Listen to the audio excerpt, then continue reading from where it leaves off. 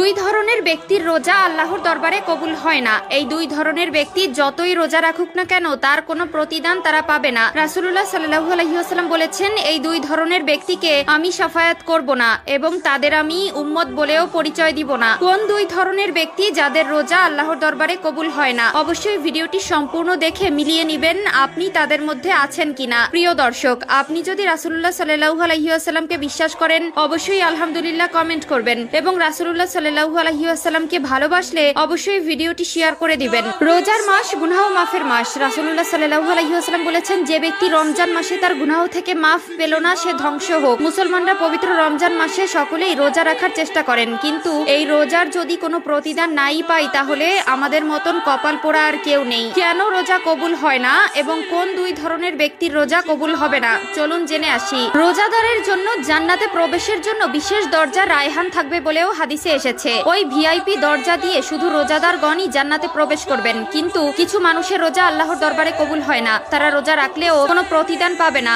রোজা কবুল না হওয়ার কারণ কিছু মুসলমান রোজার মাসে রোজা রাখার পরেও এর প্রতিদান ও ফজিলত থেকে বঞ্চিতই থেকে যাবেন। এক নম্বরে সেই ব্যক্তির রোজা আল্লাহর দরবারে কবুল হবে না যিনি রোজা রেখেও অশ্লীল কাজ ও পাপাচার ত্যাগ করতে পারল না। রাসূলুল্লাহ সাল্লাল্লাহু আলাইহি ওয়াসাল্লাম বলেছেন, যে ব্যক্তি রোজা রেখেও অশ্লীল কাজ থেকে পাপাচার থেকে নিজেকে বিরত